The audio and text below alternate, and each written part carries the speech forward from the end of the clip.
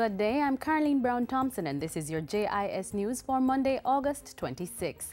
Prime Minister Portia Simpson Miller is on her way back to Jamaica after a very successful 5-day official visit to the People's Republic of China.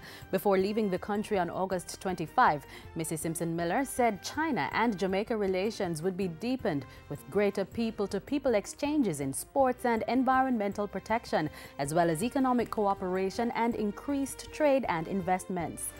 China is very important to us, and I welcome this collaboration. The Prime Minister was speaking at a special luncheon hosted by the Chinese People's Association for Friendship with Foreign Countries, the CPAFFC. At a later seminar between Jamaican and Chinese business leaders in Beijing, Mrs. Simpson Miller emphasized that buying into the Jamaica logistics hub would be of great benefit and advancement to both countries. China can share in Jamaica's efforts to prosper from the Global Logistics Hub initiative by deploying Chinese technology and ingenuity to produce world-class goods and services in Jamaica.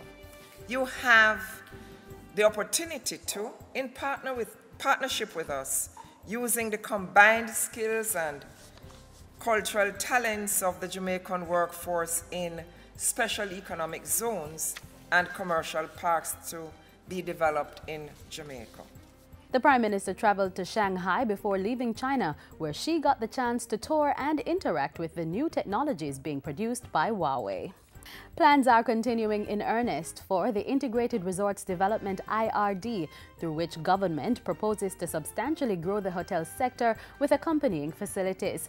Finance and Planning Minister Dr. Peter Phillips says the crucial program is being implemented in a timely and transparent manner. Requests for proposals went out in June. They should be returned by about end of August, September, and then the decision-making process will get underway. The Integrated Resorts Development, of which casino gaming will be a component, provides for a mix of tourism facilities, shopping centers, entertainment, banqueting, and other facilities. 22 residents of St. Mary are the most recent beneficiaries of homes under the Hurricane Sandy relocation project.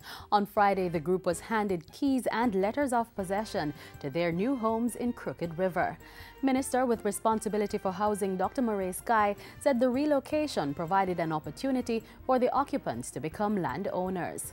The units here at Crooked River are all grants to the beneficiaries, while the lots will be subject to lease arrangements over time, and after that you will have option to purchase a piece of this rock.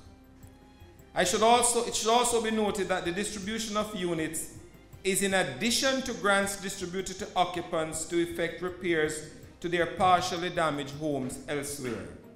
3 more units are currently under construction in Crooked River, with an additional 12 to be built shortly. Minister Guy said plans were also underway for another 12 to be constructed in Eden Park, Oracabessa, St. Mary. About 430 units have already been built under the project for victims of Hurricane Sandy in Portland, St. Mary, and St. Thomas. The Ministry of Education has received 40 Xerox multifunction printers valued at $15 million from Production Business Solutions, a member of the Facey Commodity Group. The ministry will distribute the printers to 40 schools across the island. Speaking at an official handing over ceremony at the ministry's headquarters recently, Education Minister Reverend Ronald Thwaites said the items would satisfy a great need. There is no way that the schools or the Ministry of Education could have purchased this equipment. And therefore we are very grateful to you. It is a kind of partnership that we need in education.